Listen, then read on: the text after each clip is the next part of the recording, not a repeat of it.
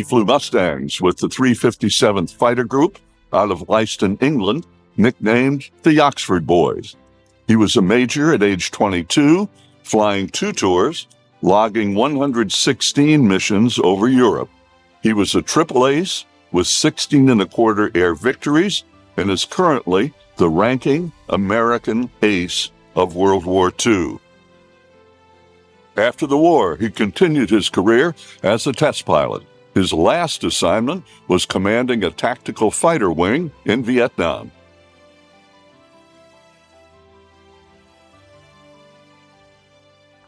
I started to write a little piece about flying.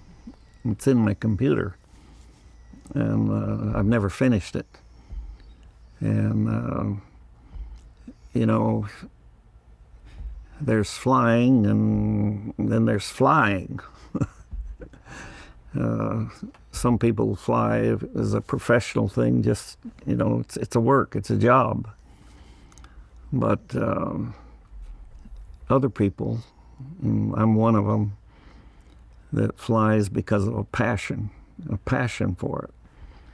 And I have no idea where it came from. You know, it goes back to my youth when the airplanes just used to fly by here, and I'd rush out in the yard and look up at them and just was fascinated by it. Then it became a passion. And then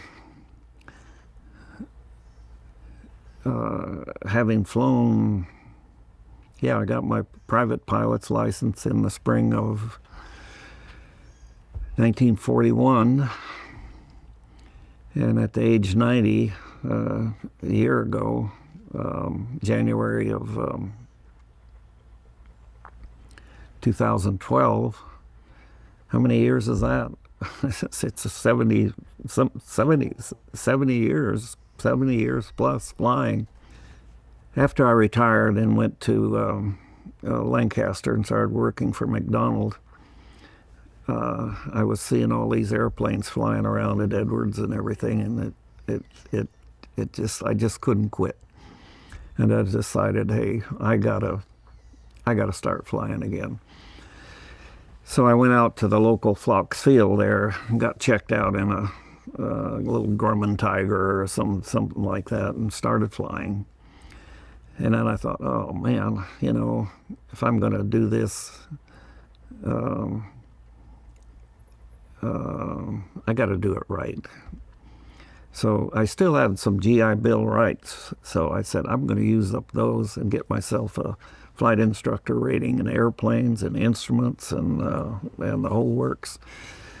So I actually went to Van Nuys Airport down in LA Basin, and driving back and forth on my time off, and I got a certified flight instructor rating for airplanes, single engine, and then I got my instrument rating too. Then I really got the bug. I thought, man, I bought an airplane. And nobody ever buys a new airplane. You always buy an old one. But I bought a brand new Piper Archer, not an Archer, Warrior 2, 160 horse Cherokee. And there was rationalization going on in my head. Ellie's mother was pretty sick about that time. She was, we were afraid she was going to pass away. And Edwards is about 400 and something miles from Auburn, and so Ellie was spending a lot of time in Auburn, you know, driving back and forth. And I said, well, if I get this airplane, I could fly you up there on Friday afternoon, and we could come back Sunday evening, and you could go up there more. And so she was all for it. And also, I just finally decided to put it on a leaseback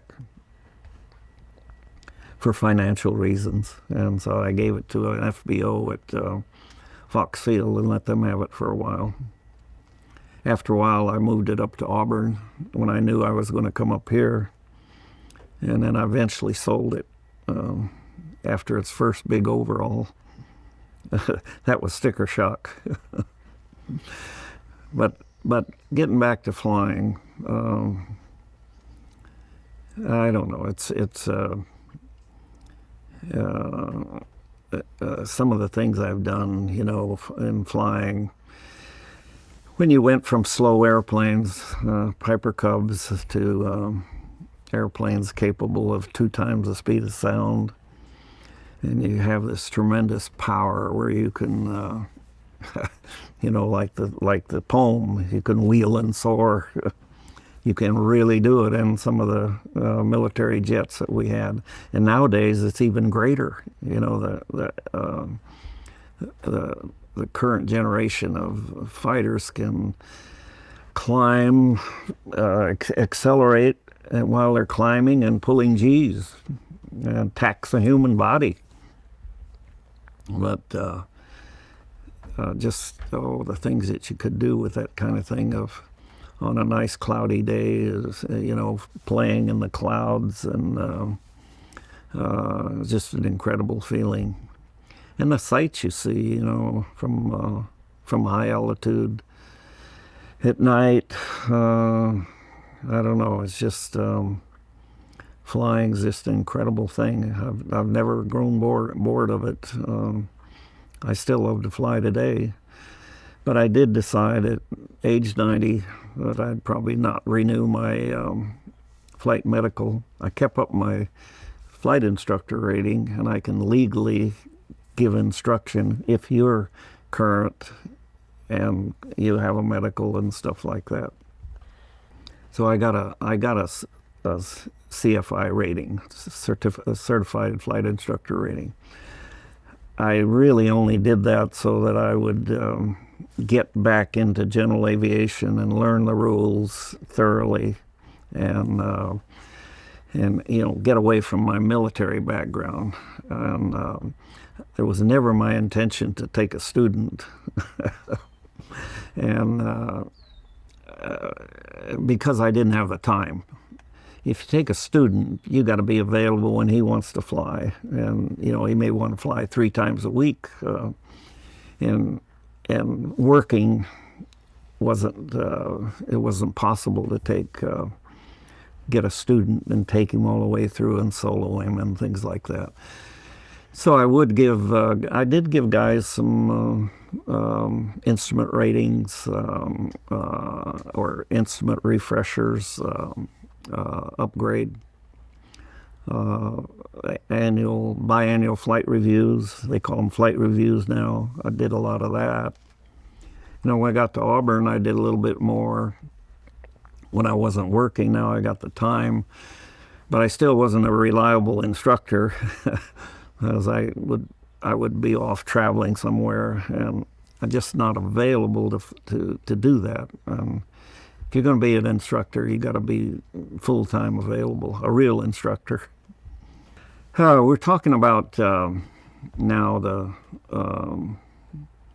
general aviation flying, warbirds and things like this after I retired. And after the war, military airplanes became available. They were surplus, and people were starting to buy them. And a Mustang was a favorite.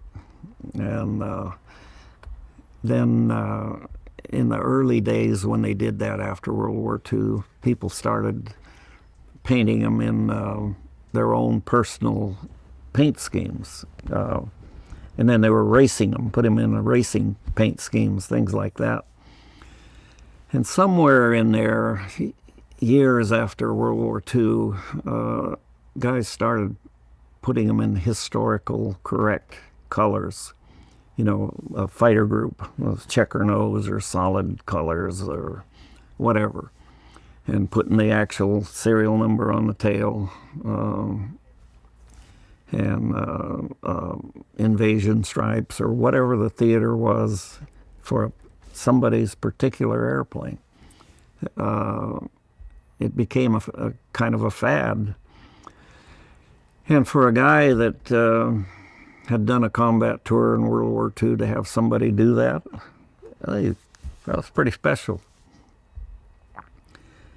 Just to have one, wouldn't it? Well, Bud Anderson has had 4. I can't believe it myself.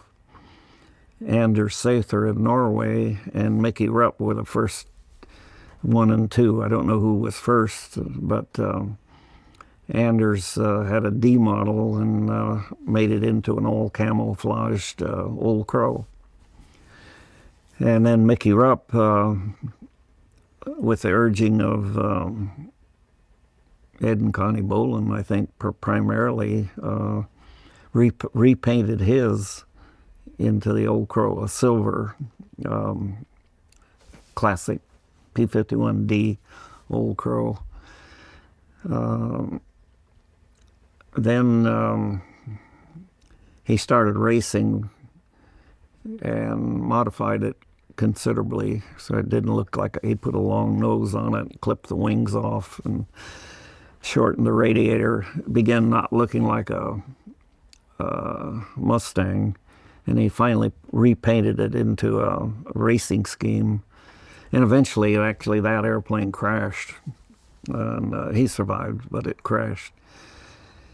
And then along came Jack Roush, and darned if he didn't paint a D model silver Old Crow.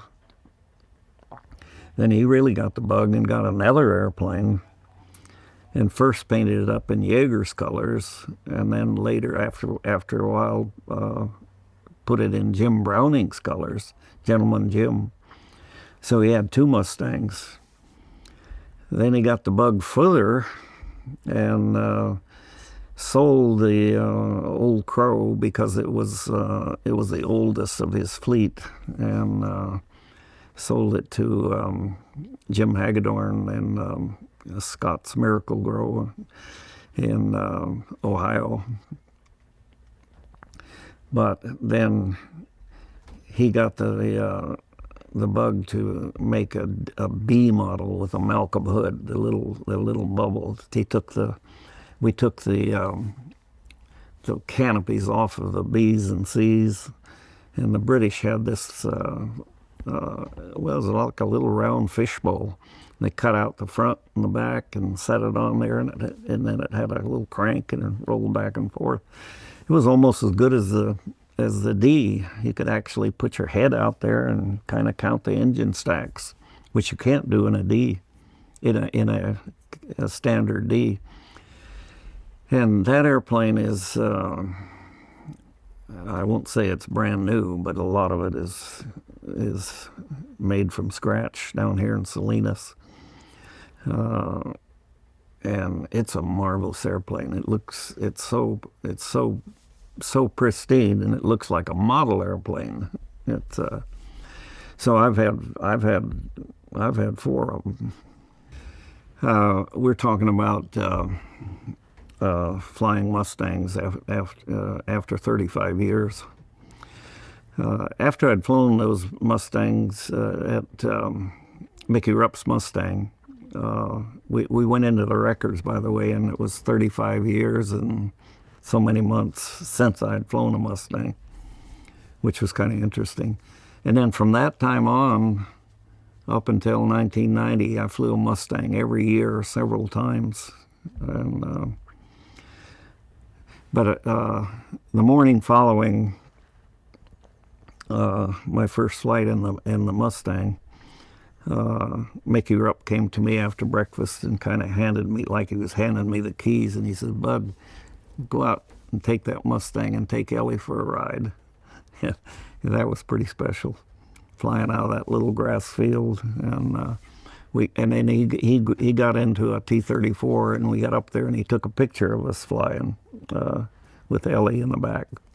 That was a special experience. Well, I think Jack Roush is a special person. I can't believe the energy that the guy has, and he does what he does with all of his racing teams, and with a very stressful continuous schedule that he maintains. And then how he can get out and fly these airplanes too is just incredible. And then to have the passion to create these national treasures, P-51s that are almost identical to how we flew them in World War II from the look standpoint. And then he got the passion to maybe make a big contribution to keeping these airplanes flying. Being in the automobile racing business like he has a tremendous capability. And so he's developed a shop there that's FAA approved for repair of the Packard Merlin engines. And then he makes new pistons, new valves, new camshafts. And so I've seen him back there with engines that have been in a crash, the block has been torn out. And you get in there and we weld them and re-drill them and sleeve them and heat treat them and get them back in the air. It's incredible. And it's all due to his own personal passion and energy that he has.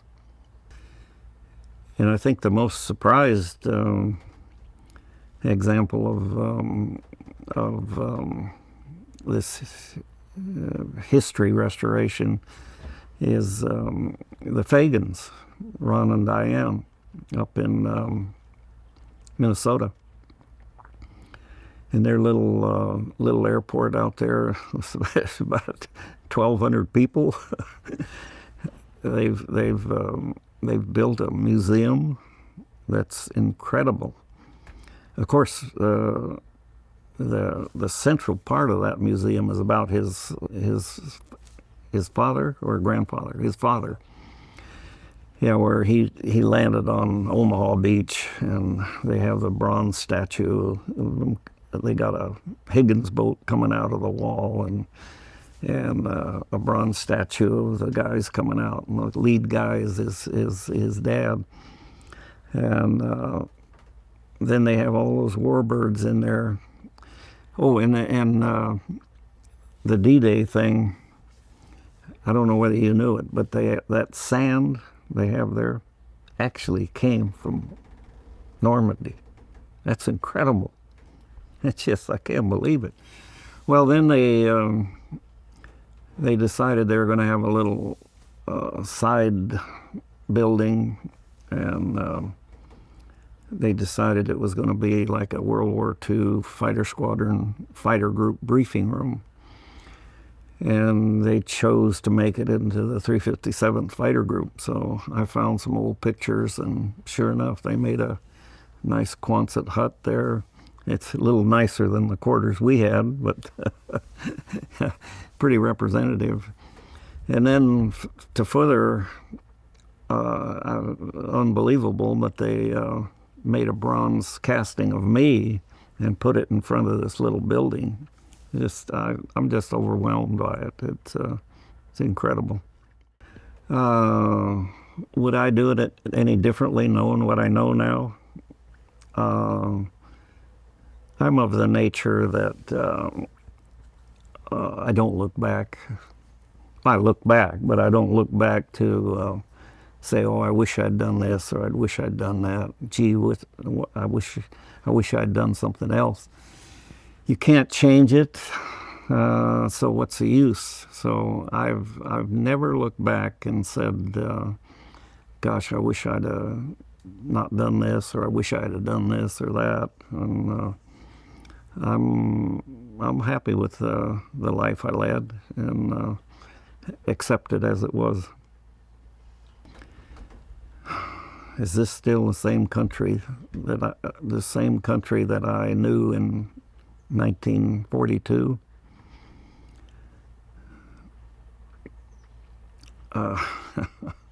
Hell, obviously it's not. So many things have changed. Our culture is actually changing too, as well as our way of government and things like that. Uh, in 1942, the World War II was something that I think had to be done, and it was probably pretty obvious.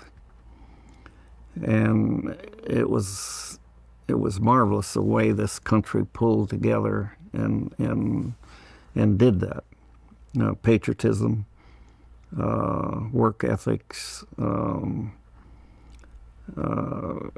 just the total country was involved in World War II.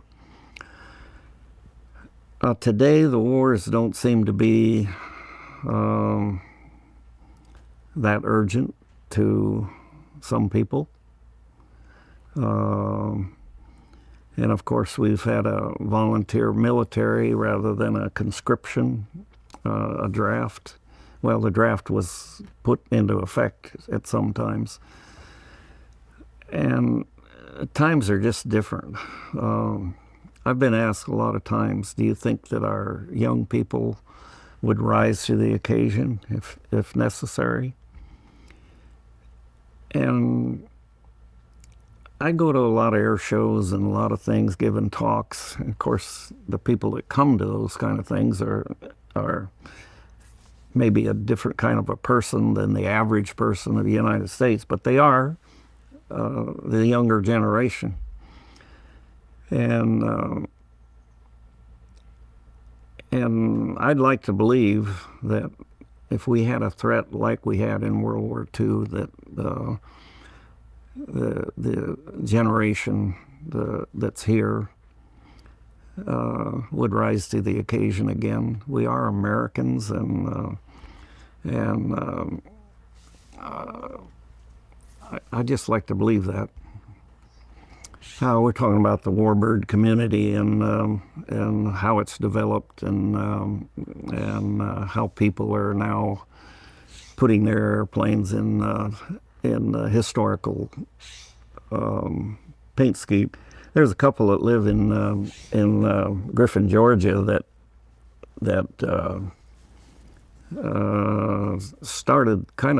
helped start it. They certainly have furthered it immensely. Ed and Connie Boland, they were both Delta captains and retired, and had warbirds themselves, including a Mustang, and very active in the EAA. I think Connie Boland invented the Warbirds in Review event. Very knowledgeable. They know the history. They help other people, and they've been very, very supportive of veterans and bringing them to Oshkosh and things like that. I think they are a tremendous couple and have done a lot for the warbird community. All right. You know, I'm sure they're going to regret putting the inmate in charge. So I have to take advantage of this. This may be the only time they ever let me be in charge here. So I'm Jim Hagedorn. I'm the CEO of Scott's Miracle-Gro, and that's my bird. Started flying as a kid. Went in the Air Force, flew F-16s 7 years, and then been lucky enough to meet a bunch of these people here. So I thought the way I would set up today is a little different than it's probably been. Of course, the star is that old guy right there who is, you know, truly a legend. And like, no joke, a fighter pilot legend. So the people who are here with me, Bud Anderson, and all you can say about Bud is a true fighter pilot. And if anybody's a fighter pilot here, you'll know what I'm talking about. He's done it for real. Jack Roush, who has added so much to this ability. When I bought my airplane from him, he interviewed me like I was a scrub. And Part of it is making sure that if you're going to buy this, you know what it is, that it's a piece of history of the United States. It's important, and that you respect it and share it. And that's part of why we're here. Ray Fowler is he's a Viper driver, so another F-16 guy. He's currently flying. He's a Delta guy. So he earns, I guess, money that way. But he probably flies more of the unique warbirds that are out here than anyone.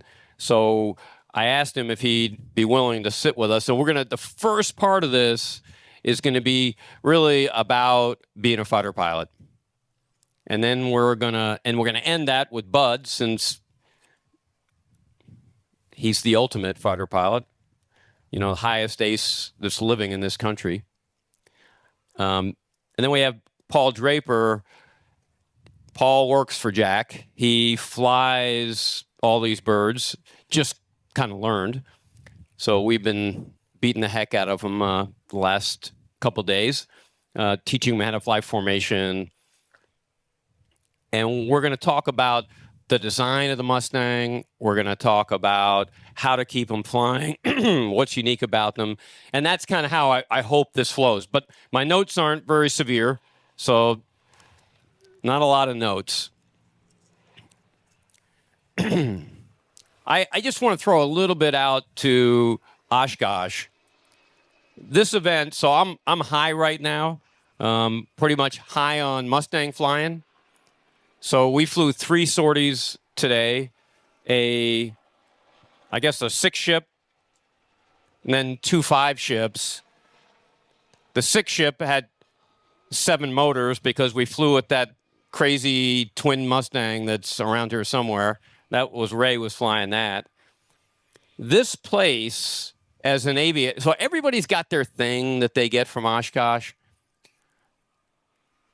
This community, for those of us who are lucky enough to fly fighters here, is the one place, one time a year, where every day we will fly military-style sorties, multiple airplanes, just having just a blast. And so Oshkosh, I know that there's all these communities here, and that's fabulous. This community here is really cool. And, so you're here, so I guess you must be slightly interested in it. But Oshkosh is great. Connie Bolin, who's the president of Warbirds, when I learned to fly the airplane, which, of course, another one of these Jack things, he said, you can't fly the airplane until you have 100 hours of heavy tail wheel time. So I had to, but he gave me his T6 to fly. Said, if you wreck it, it's yours.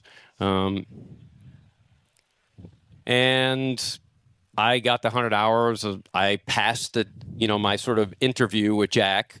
Now, he is a little bit of a, I promise not to use a lot of bad language. But he's a little bit of a butthole.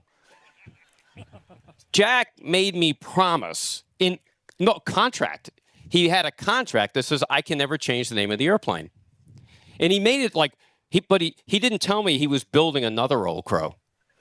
So I thought it was really unfair. I call that one the faux crow. This is the real crow. So I thought it was a little unfair, Jack, that you cheated me like that. Okay. Flying fighters, for me, I didn't know what I wanted to do when I joined the Air Force. This is a true story. I kept it to myself, and I knew I was doing well in the first half, flying T-37s, so it was 1980. And at the end of T-37s, the first 6 months, my flight commander, this A-10 driver, Ralph Hudnall, says to me, here's how it's going to be, gents. Those people who want to kill people, you're going to sit on this side of the room. And those people who want to fly the killer's toilet paper around, you're going to sit on the other side of the room. Now, a lot of people wanted to be airline pilots, so a lot of people were cool being toilet paper flyers. But he came around to me and he said, so what's it going to be, Hagedorn? I kill people, sir. So that's really like the moment I decided I wanted to be a fighter pilot. It's been a fabulous, it's like today, but flying around Europe back in the Cold War with the most fantastic airplane in the world, the F-16. It's hard to believe you get paid for this, So thank you, America. Thank you guys for paying your taxes. It's great working for the United States. This guy flies Mustangs. He flies that twin thing, Corsair, Zero. I don't know, all kinds of stuff. And he's flying airliners. And he flies the F-16 for the Alabama Guard.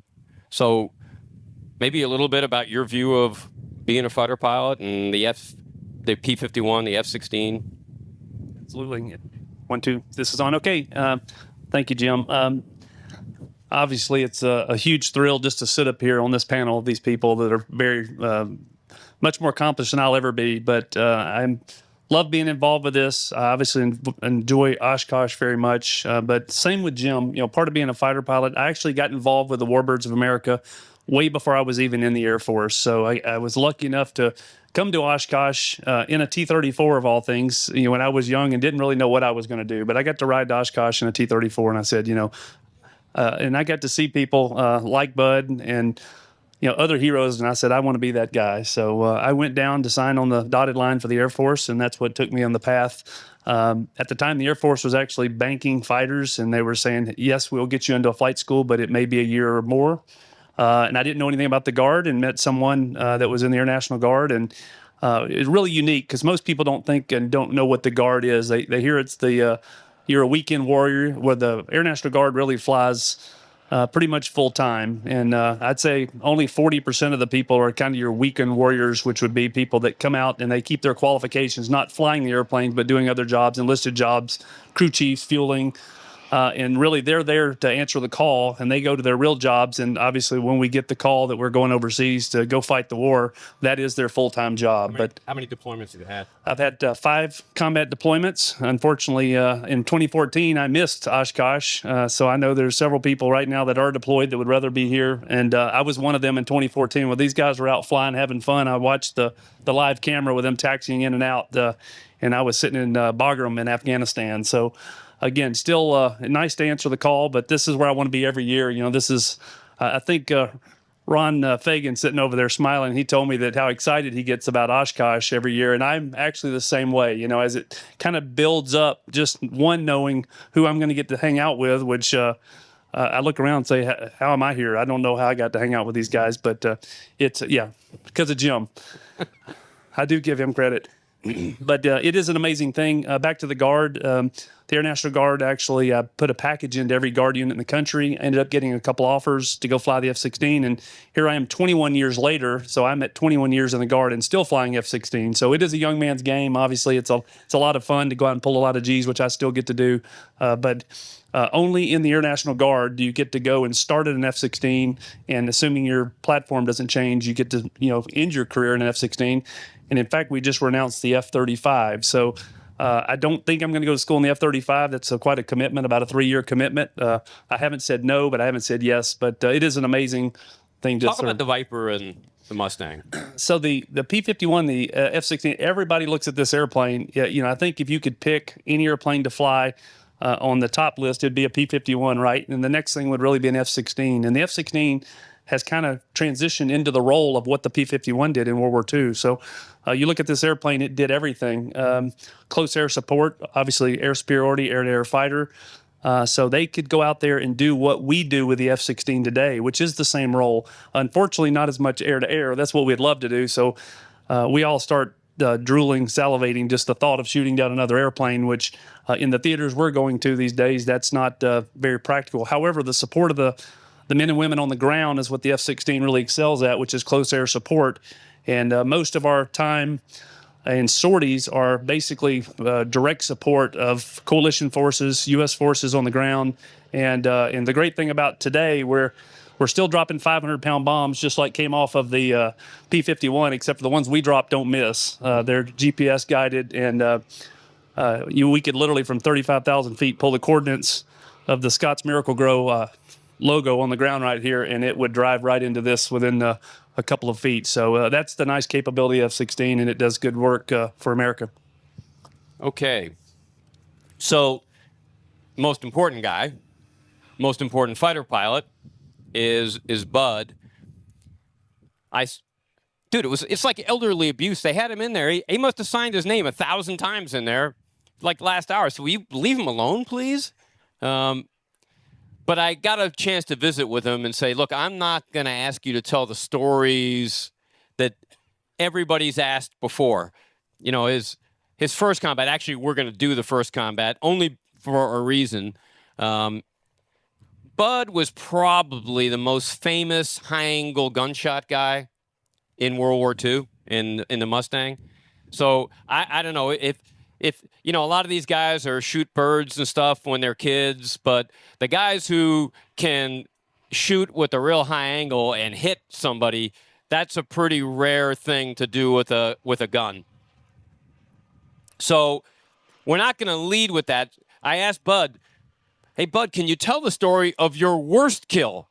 You know, the story that nobody ever hears. And he said, dude, I shot one guy down and I didn't even fire my gun. So you want to tell that story? First of all, a big hand for Bud Anderson.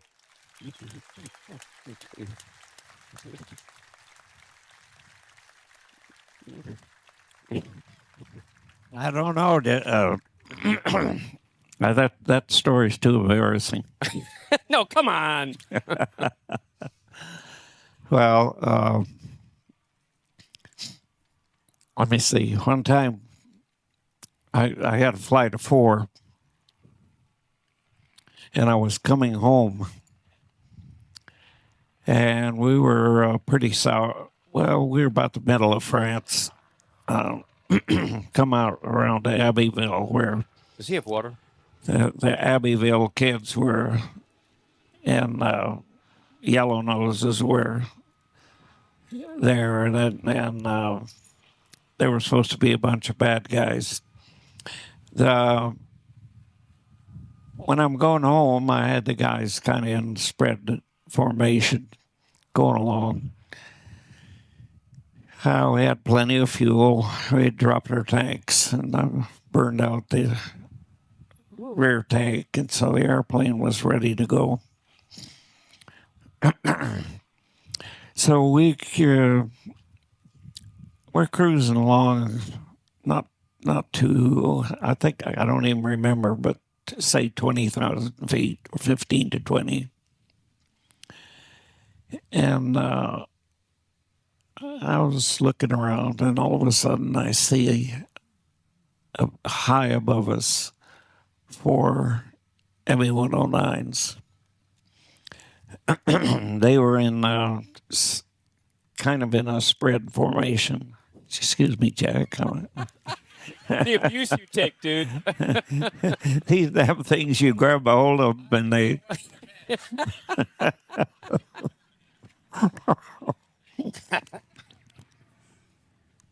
That's for you, sir. I'll spill it all over it, buddy. So I'm watching, and there was a flight of 4, and we're going along, and I see this single guy comes out, and he starts right after us. And, you know, a fighter pilot can't talk without using their hands. If I had to sit on these, I couldn't tell you this story. So, single guy coming down after us. And so I had a flight. We just broke into him, and he goes back up, sits. And he keeps tracking us. We got back on our course for home, and they keep coming along. And a little later, he starts again. One guy.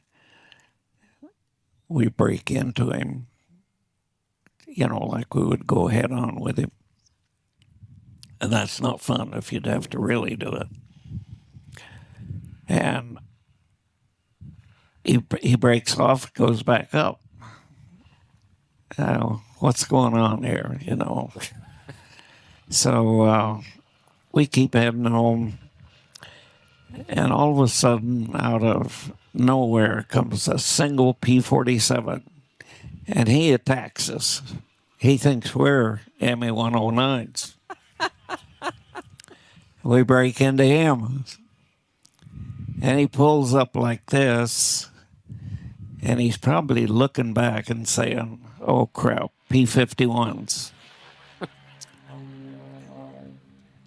And while he's going up, this Messerschmitt came down on him, got right on his ass, and blew him up. By that time, the guy had lost all of his energy, and he was right here. So this time I said, by God, you've slowed down. You're in trouble. And I went over after him, and I got right on his tail. Well, not ready to shoot. And that guy cruises along, bails out of the airplane. So, that was the worst kill he's ever had. Sound of freedom. But, you know, the Eric Hartman always had this view is he never shot anybody who saw him. He only shot people who just drifted in front of him or, you know, never saw him. Did you ever shoot anybody that didn't see you? What's that? Did you ever shoot anybody who never saw you? Yeah, probably. Another worst one was later after the invasion when we defeated the Luftwaffe in the spring of 1944. And we killed most of their really good, experienced pilots. You know, the core of the Luftwaffe was killed. And that's really how we defeated the Luftwaffe. General Doolittle turned us loose, took all the restrictions off, you know, staying with the bombers, 18,000-foot rule, that's out. Pursue and destroy. So after D-Day, I think we noticed when I look back that the pilot skills dropped was much lower than before. And I could remember being attacked by a single Focke-Wulf. We broke into him. That seemed to scare him right there. So he ran, he got into the clouds, and it was just a thin deck. And sitting above it, I could see him. And I think he's in there trying to fly instruments and trying to hide. And then here's a big opening up ahead. And so I followed him, and I could see him, you know, a glimpse of him in the cloud, thin clouds. And he breaks out into this big open space. And I just slip around on his rear and like that. And I really felt sorry for him for a millisecond or so. But I pulled up alongside of him, and the airplane was smoking badly. And he popped the canopy, and a huge batch of flame just came right up through the cockpit. It was kind of a horrible sight, but that's another worst one. Worst kill. Yeah, I bet you guys never heard these stories. Anybody heard this story before? There you go. You haven't read my book, I guess. Buy his book. He's signed enough stuff in there, so he paid for it. High angle snapshots. So, you know, when you think about shooting somebody with a gun in an airplane, once that bullet comes out of the cannon, the guy's got to fly through it. And most people, it's not low angle stuff. the real trick, and this is, I think, some of the really great fighter pilots just had a great eye for high angle gunshots. Can you tell us about high angle gunshots? And I guess that takes us into your first kill. Yeah. First kill. Well, but just another thing, because Bud's told the story a lot, and a lot of people have heard it, that he kind of was waiting and waiting and waiting for that first kill. And so this is a story about, like, the wait is over, and it's a high-angle gunshot. Yeah, we were, I was leading a flight of 4 on the way home. And another flight joined us, same group, but just a different squadron. So we had eight or nine, I can't remember, P-51s, and we're going home. I'm leading. And I look up ahead, and I see this B-17 down below us. One engine feathered, one of them smoking, and he's chugging along all by himself out there. Wait, we're back in Germany. So I said, well, let's go take this guy out to the coast. So we head on over there. And out of nowhere comes 3 ME-109s. Their belly is up to us. We're coming this way. The target, the B-17's down here. They're coming down, going after him. Obviously, they didn't see the 2 flights of Mustangs, or they wouldn't have come. So I said, all right, guys, one of those is mine. So we cut them off at the pass and started getting into a circling dogfight. Well, if you get into perfect circles, you can do something about it. But if you get started wrong and you come at the guy at a high angle and then he's coming at you at a high angle, going around and around and around, and I can't quite get it in tight enough to get on his tail. And he comes shooting by me, at 90 degrees off, and same way with me. So I knew how to shoot. I shot quail as a kid.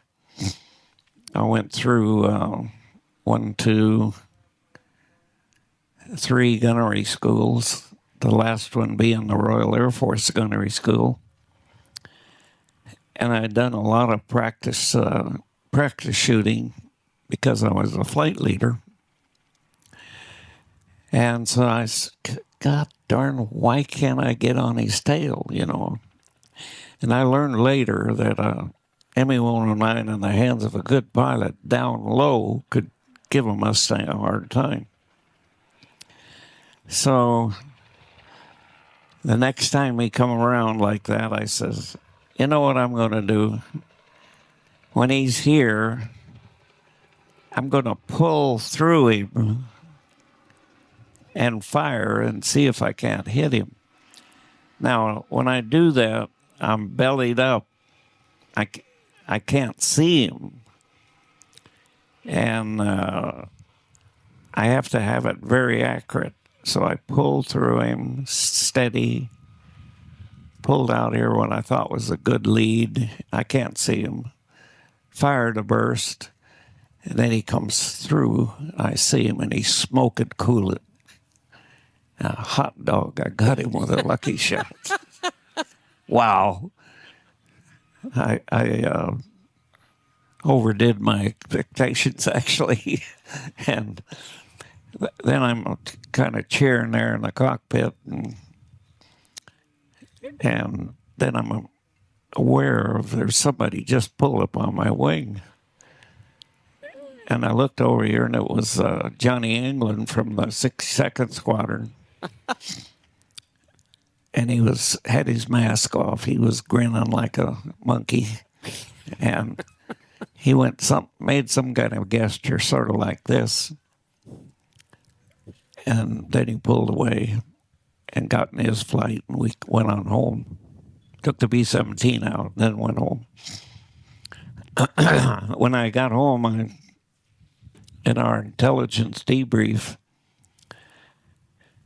I asked my wingman and all that. I said, "Did you see me shoot that guy down?" I said, "No, I was out of position." And, they had two others that we were trying to knock out too.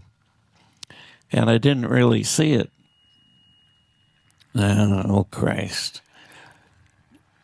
And all the way home, I convinced myself that I probably did not shoot that guy down, that Johnny England came in here and shot it down behind me and pulled up on my way. I don't think that was very sportsmanlike, but I guess the war was on. And anything goes. I knew it was a lucky shot, so I didn't make a claim. I filled it out, but I told him to hold it. I have to talk to somebody. So now I'm going over to the officers' club, and I'm going to look up John England and get his statement. Now, how am I going to do this, Am I going to say, "Hey, you jerk, did you did you shoot that thing down out from under me?" And I don't know how to bring it up. So I go in the club. He's sitting at the bar, and he sees me, and he comes running over to me, and he says, "Andy," he says, "that was the greatest shot I ever saw. You got that sucker out there at about 60 degrees angle off." I said, "Oh, Johnny, lucky shot."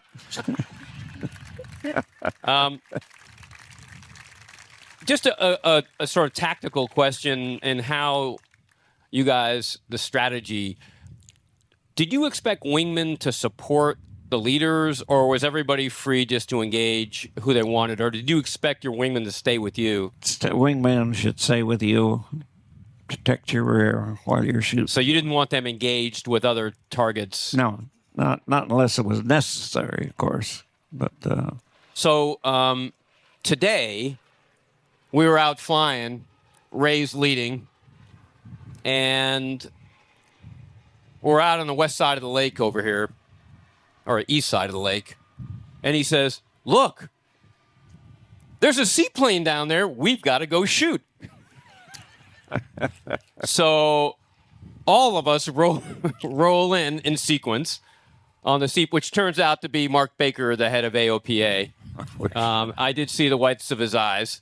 And we took that low, slow dude and just shot the heck out of him. How does someone get a quarter kill? That's a mystery, isn't it? Well, a quarter kill,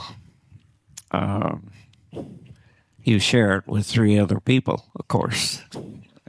You fly on a flight of four, so I shared it with my complete flight. It's a little bit of a long story. It tells you something about the Mustang, too. If you're going on a really, really long-range flight, and I personally wanted every drop of gas we had, we'd put 208-gallon drop tanks on, but each wing carried 92 gallons. And then you had an 85-gallon tank behind you, right behind you. And what that 85-gallon tank did was made the airplane actually unstable, a full tank. A half a tank, the thing flew like a dream. So we were going to go back into Posen, Poland, I think the target was on this particular mission. And I'm leading a flight of four, and we got this stream of bombers just as far as the eye could see, pulling contrails, very obvious. And we heard on the radio that there was some action up at the front of the column. So we head up that way. And sure enough, here's the bombers. They're coming in this long stream. And 4 ME-109s flying line abreast, beautiful formation, are making a head-on attack. They go through them, shot down 2 of them, and then they, in formation, rolled over, dived down, and then went to the front like they're going to go up and come around again. And we're back here chugging along trying to get up there, so we drop our tanks. I still have a full fuselage tank. And what that did, the full fuselage tank gave the airplane an FCG. And if you're pulling in a turn, you pull heavy, heavy, heavy, and all of a sudden the stick gets lighter, lighter, lighter, and now you end up pushing forward to keep the airplane from pitching up. We had dropped our tanks, of course, and I'd switched over to the fuselage tank. And so when they come around like that back, they get started their turn, we cut them off at the pass.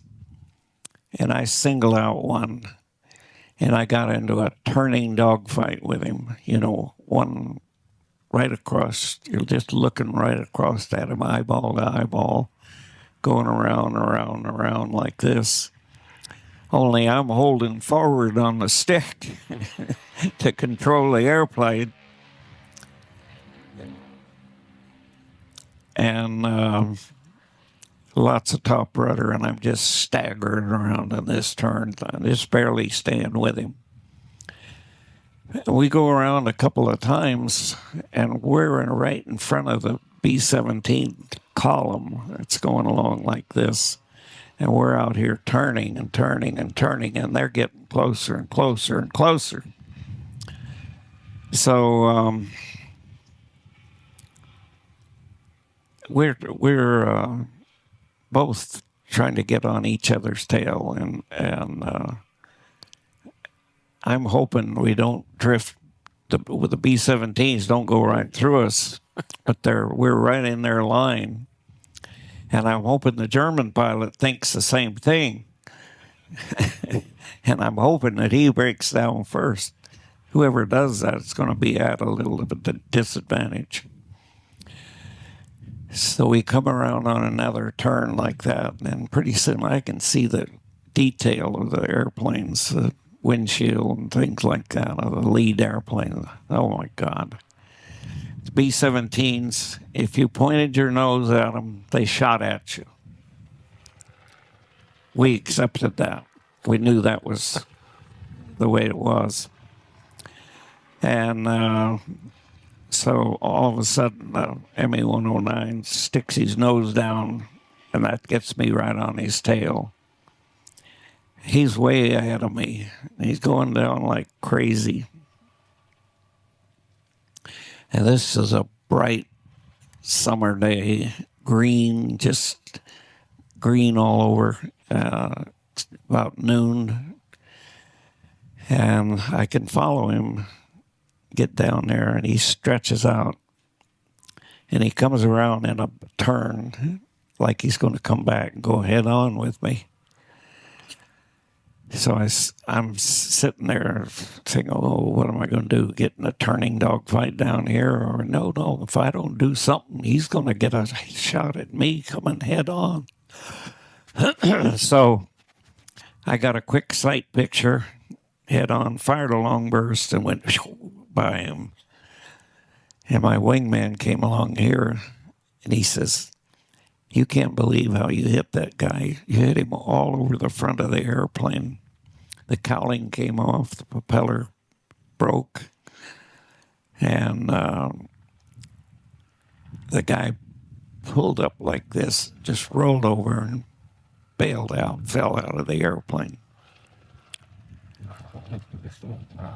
So during this dogfight, out of the corner of my eye, I saw a shadow Like, here's a shadow, and there's an airplane down here somewhere making that shadow. And I noticed the direction it was going. Had to be an airplane. But it's just a shadow I couldn't see. And he had to be low, and I looked and looked, but I was busy with an MA-109, so I got the flight together and asked him if we polished off I think 2 out of the 4. And I asked my flight, did you see anything else down here flying? No. Okay, get up here. And we're down low now. Remember I said it was a bright green, dark green day. So we're flying along, line abreast. I thought he was going west, so pretty soon I saw the shadow again before I could see the airplane. And then we come screaming up to it, and I see this. He's right here, and his shadow's right here. And I said, oh my God, obsolete Battle of Britain Heinkel 111 bomber. And I sit down low, like shooting fish in a barrel. And I thought, just here, there's another easy victory. Then I thought about my flight. And my wingmen very, very seldom got shot to get to shoot when they're flying with me. And so I said... what a bastard, man. So I said, get into practice gunnery formation. And as soon as I said that word, they knew what that meant. We're going to get to shoot. And when you do practice, you got your target being towed here, and you get into echelon left. The lead goes in, makes a left-hand pursuit curve, fires, comes over here. And then the second guy does the same thing, the third, fourth, and they get into right-hand echelon. And then you come in and you make a right-hand pass. So you get a lot of practice doing that. Anyway, these guys, as soon as I said get into practice gunnery formation, they almost collided, getting over there, getting into formation. and so I go in, he's down low, I fire, I get one engine smoking, pulled up. Noticed that he had a gunner in the back. Second man came in. I think he silenced the gunner and got strikes on the other side of the wing. I'm the leader, so I'm scoring them. And number 3 comes in, and he really did a number on the other engine. And he comes up.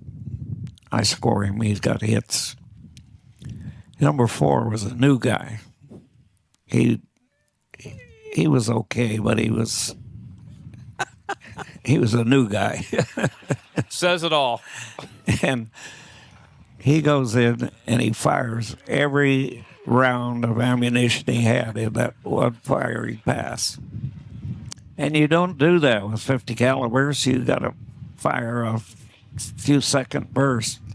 If you make a long burst like that, you burn out the barrel, and pretty soon you can see if you have a tracer, you can see the thing comes out. It comes out like this. You're not going to hit a thing. But I scored him too. You gave him a mercy heal? and now the guy is in real deep trouble, and perfectly timed comes a big meadow up ahead of him. And he bellies it in. He couldn't bail out. And he's skidding along the thing and then hit something really bad on the left side that tore the wing off outside the engine. And then the fuselage just kind of spun around like that. So we had two big fires going on the ground. And believe it or not, two guys got out of that airplane. And one of them was just standing there kind of looking at it. He didn't gesture your way? Going around like angry bees up there, you know. And the other guy takes off. And there is absolutely no place to hide. But he runs. He's running and running and running. And I said, oh, God, I'm going to give this guy a thrill. So I came down like I was going to strafe him and went right over the top of him and pulled up, did a roll, and then I took the flight home. And that's how you get a quarter of a kill. All right.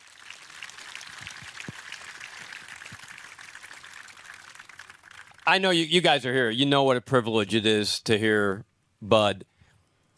You know, he's alive. He's talking about it. He's sharing his experiences. So I think a big hand for Colonel Anderson.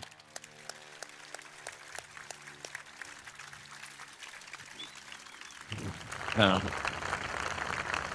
please sit down. All right.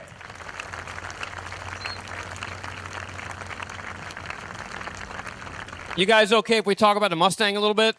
Just about the airplane?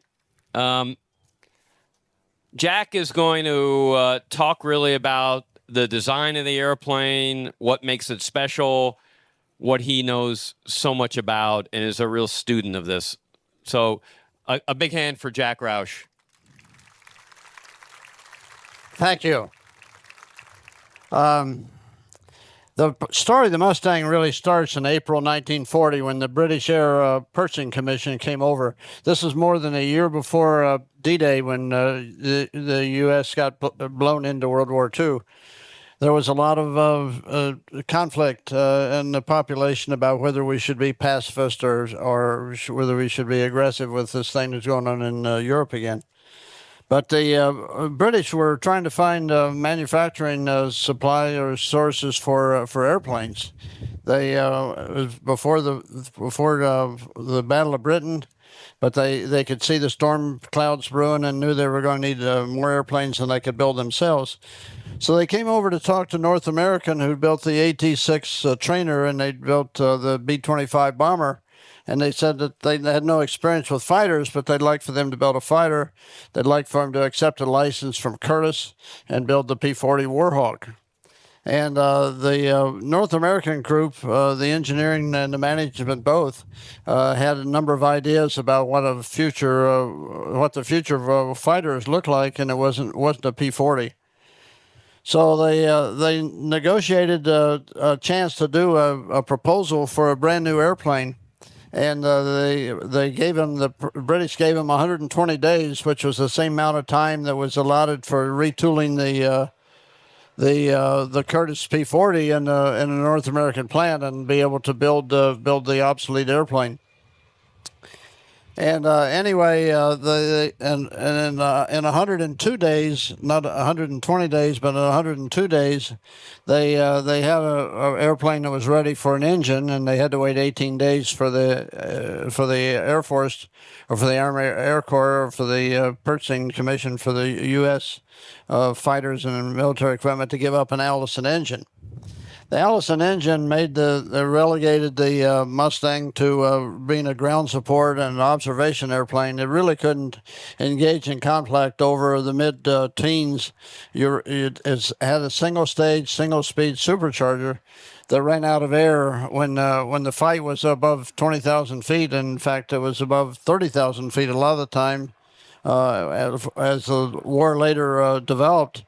Because the German airplanes, both the 109 and the 190 that followed it, had adequate supercharging to go in the high 30s.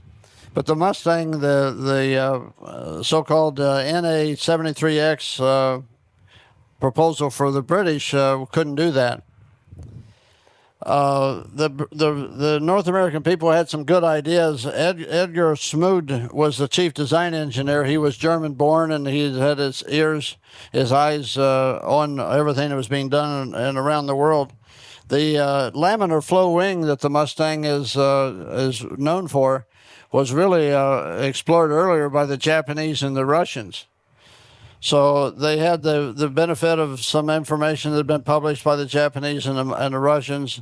They had the NASA the National Aviation, whatever the rest of it means, research activity that was doing some things to minimize the drag.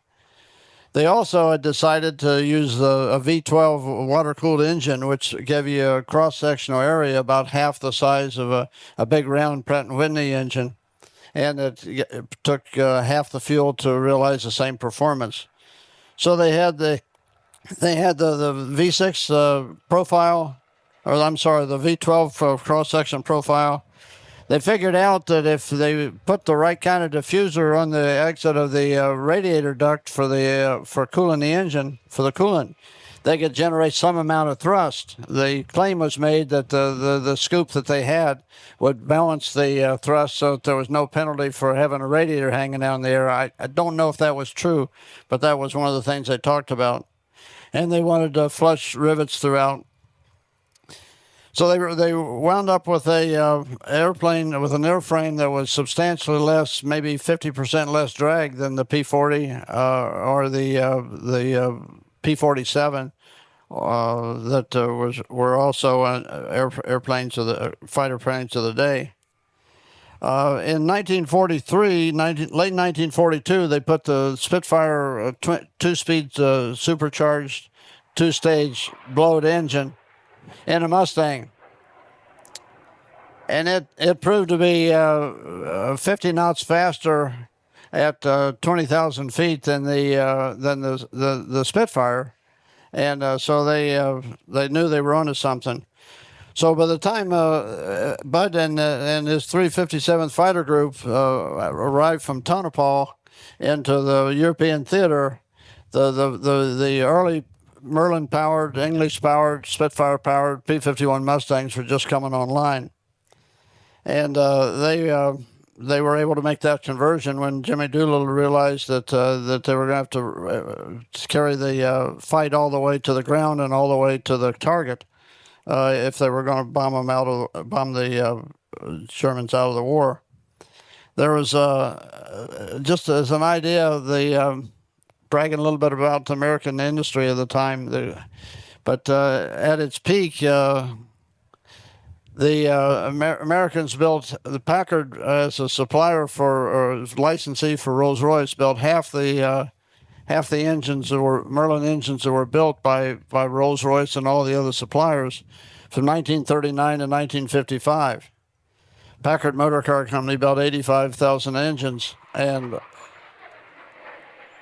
when your maintenance crew put a Packard engine on your airplane, you had something that had 11 hours of flight testing.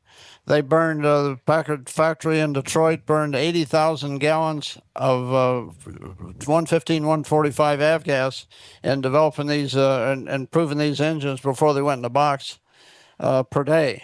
That's a bunch of rail cars, 16,000 50-gallon drums. So when you got a fresh engine, you had a really good idea that it was going to be good. I don't think Bud ever had a mechanical problem with his engine. So we're real proud of what Detroit and what the Americans did to support the idea that the British had for this really good engine. I heard one of the guys talking about the Mustang. They referred to this green airplane as a C model. It's actually a B model. The B models, which were the first of the Merlin-powered airplanes, were built in Englewood, California, and the same airplane was built in Dallas, Texas. So it was designated a C model. The C models did not go to the 357th. They went to other fighter groups, but it had a B model. There were 4,000 Bs and Cs built, and less than 4,000 Bs and Cs built. And the airplane that followed it, which is Jim Hagedorn's D model, it's to the left here, they built 8,000 of those. When Bud ran his first tour, he had to share his airplane. Whenever his airplane was out of maintenance, whenever it was ready to fly, it flew. There were more pilots than there were airplanes in 43, early 44, and early 44. And unfortunately, the green airplane that's represented here was the third airplane that Bud had in his first tour. He finished his tour with this airplane. But two of the airplanes that he flew before, they were Old Crows, but they were actually shot down with somebody else in the airplane, but with Bud not being able to take care of it. But the Jim Hagedorn D model, he flew it his entire tour. There were lots of airplanes. There were over 8,000 D models built between the time they came online and the end of the war. And Bud never got a bullet hole in his D model. He got that with one airplane. There were 15,000 Mustangs built in total. Some were built in Australia. Some were built in various other countries. But there were 15,000 total, and over half of them were D models. The Mustang was cheaper than the P-47 or the P-38 or the or all the bombers to produce. It was $51,000 of taxpayer money for a Mustang, minus engine and brakes and landing gear, engine, brakes, landing gear, and some other and machine guns. One thing before I give it back to Jim, it's worthy to note. I know David Hartman touched on it in the video, but from Pearl Harbor to the end of the war with VJ Day, when the Japanese surrendered, there were 170 U.S. aircraft lost every single day. And there were 220 airmen and flight crew lost with those airplanes.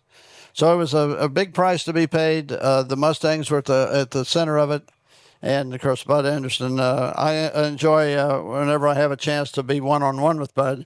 I tell the people that hear me that he's one of the world's greatest aviators and greatest test pilots. He's one of America's bravest heroes. And he's one of my best friends. Hey. Dude, I'm going to cry. Hey, just a quickie on Packard versus Rolls-Royce. You know, there's this reputation that the Rolls motors was kind of a hand-built motor. None of them were the same, and the Packard motors really were much more of a manufactured motor that the parts were all interchangeable. Is that true? Well, the Packard motor car, that is true. The Packard Motor Car Company built Packard cars before the war, and they were the cream of the cream of automobiles. They were highly priced, but their quality was something really special. But there were 4 dashes that were built by Packard. There was a Dash 1, a Dash 3, a Dash 9, and some experimental dashes that never really made it in volume. But every dash number, every Dash 1, these are dash that came with a Dash 3, and this came with a Dash 7. Every dash number, any part from any dash numbered engine would fit any other engine of the same dash number. And the British didn't do it that way. They built engines more like we've got a repair station. We build engines today. You look at a part, and if the part's got service life in it, you grind it undersized or you bore a hole oversized, and you fit a mating part for it. And so the parts, the engines are like fingerprints. Every one of them's different with a number of standard and non-standard parts in it. But Packard didn't do that. They threw all their scrap away, and they made parts that were standard. And you had not only better reliability, but you had in the field you had better opportunity to service the engines. All right. I know it's hot out here. So it's hot here too. We're just about done. But again, I think it's a real privilege to sort of be here. You know, there's, I think, a saying for Warbirds America, like keep them flying or something like that. And I think that's right, isn't it? That's right. Keeping them flying. So Paul runs a part of Jack's business that is about keeping the Mustang flying and keeping the Merlin going. And he's also a newly qualified Mustang driver, led his first 5-ship today. You want to talk about what do you do? Sure. We are running a FAA repair station overhauling the Merlin engine and also supporting the Mustang community with reverse engineering and manufacturing new parts to keep these aircraft flying. The Mustang itself, the engine is very well supported. We have it basically is about 2,000 hours of manpower to disassemble, clean, inspect, repair all these parts of the engine. And just inside the Merlin itself, there's 14,000 line items.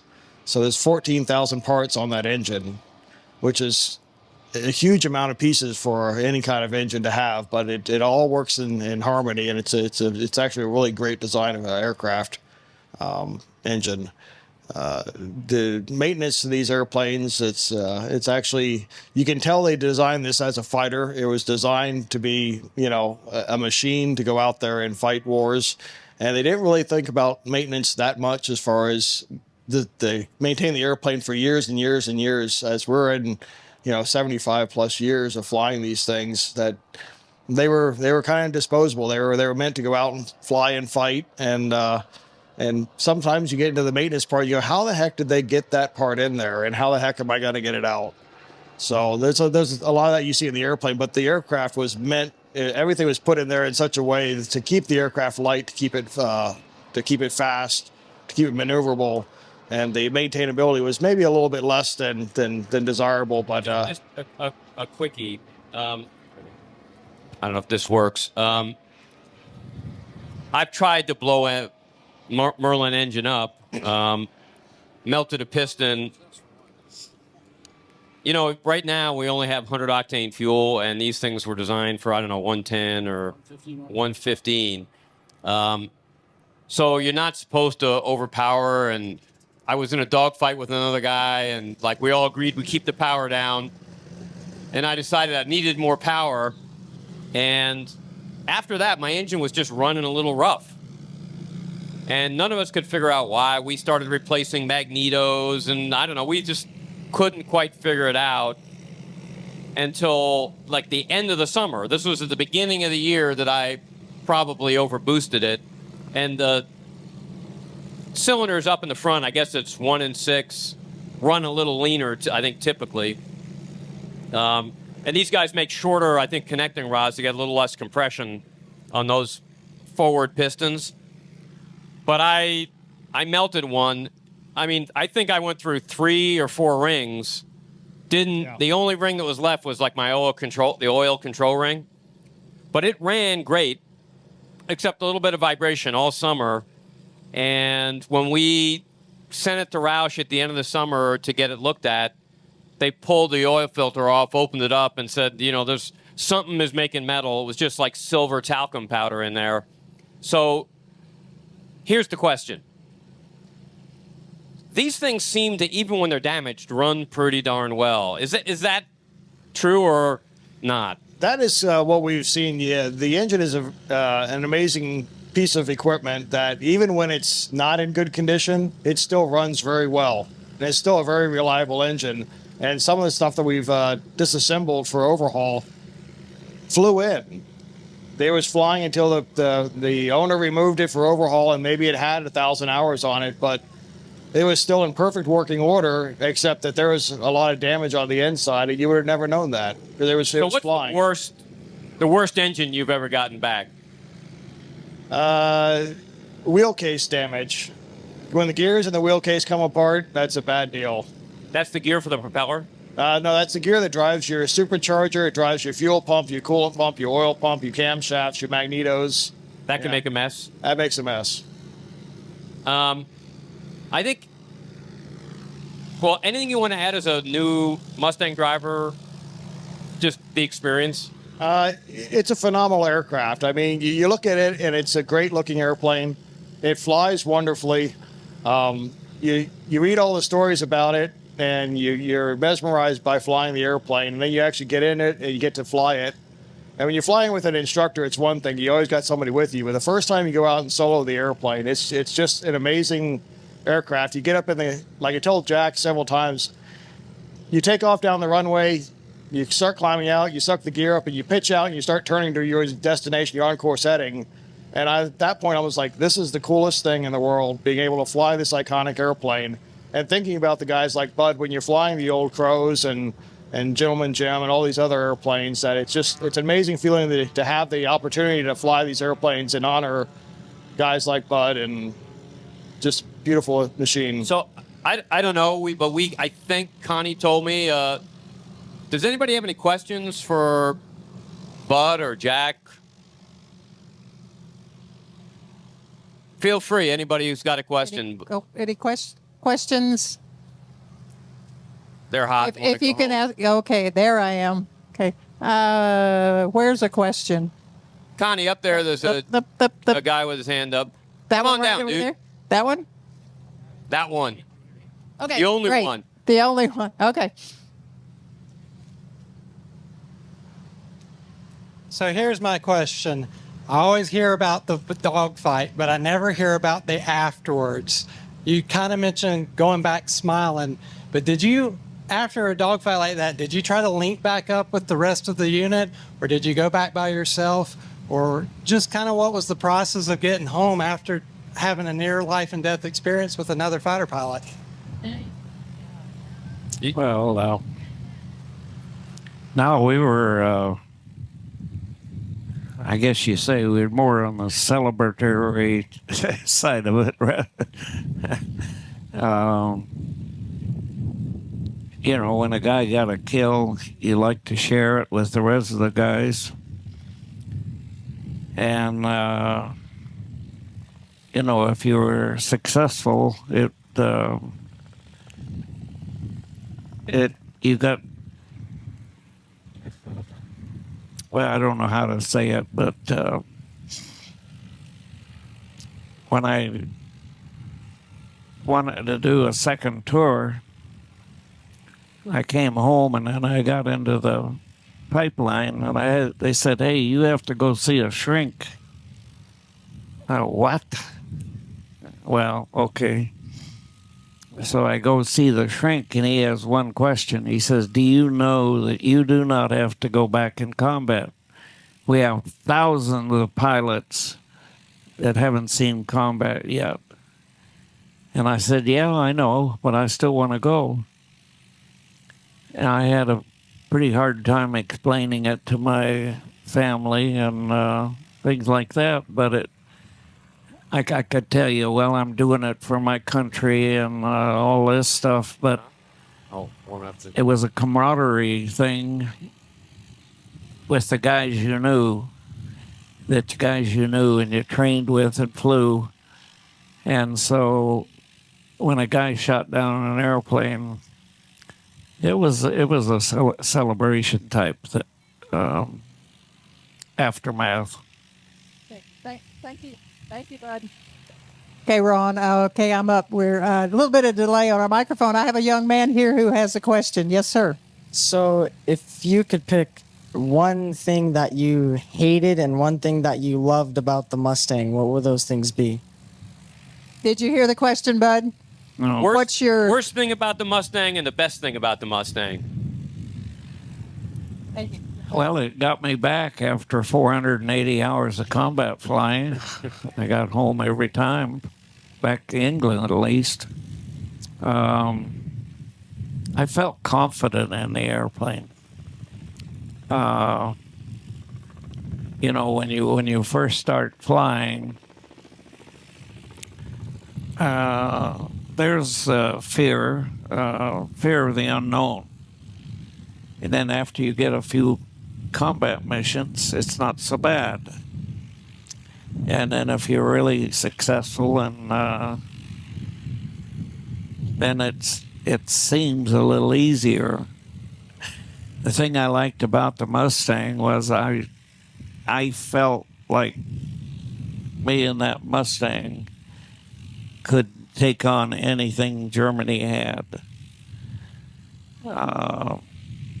But what was the worst thing about the Mustang? What was the most painful part of? Well, probably the aft fuel tank giving you an unstable airplane full. Some of the groups wouldn't fill it up. They'd fill it up half full. But I always had the guys fill mine. You never knew when you needed a little extra fuel. Did you ever depart the airplane? No. No. Did some guys, if they were ham-fisted, lose control of the Mustang? Oh, yeah. Especially with an AFCG? Yeah, you could snap up. You could over-G the airplane very easily with a full fuselage tank. You're going, if you're diving like this, you're really excited. Somebody's on your tail and you're trying to pull a few G's. You can't catch Did it. the Air Force care if you over-G'd the airplane? I'm sorry? Did the Air Force care or the Army care if you over-G'd it? Well, sure. Yeah. It's just like the engine. If you ran high power, you had to log so many minutes at 60 inches, or so they could take care of it. Same way they would, I think if it went over a certain G, we were supposed to inspect the airplanes. It really wasn't a problem. Connie, you think you were done? I think we could stay here all afternoon, and I'm sorry to miss a couple of the questions here, but Jim has a departure slot here going back to work tomorrow. So You believe that? You believe that stuff? I got to go to work.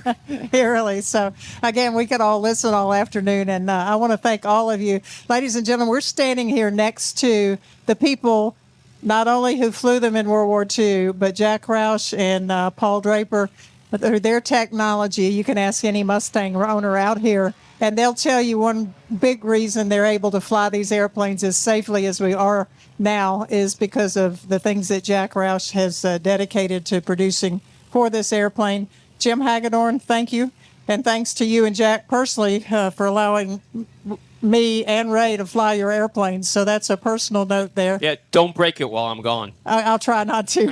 Leave the keys, Listen, though. a big hand for these guys. Everybody, thank you. Thank you guys for coming. Thank you, everyone.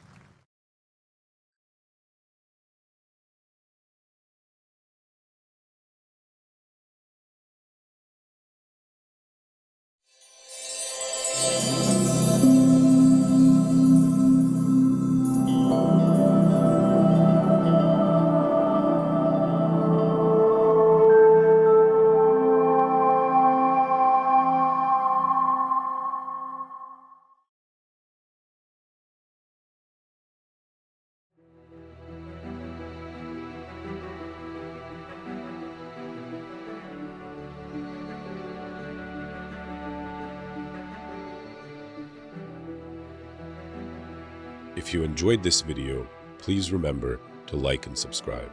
And as always, thank you for watching.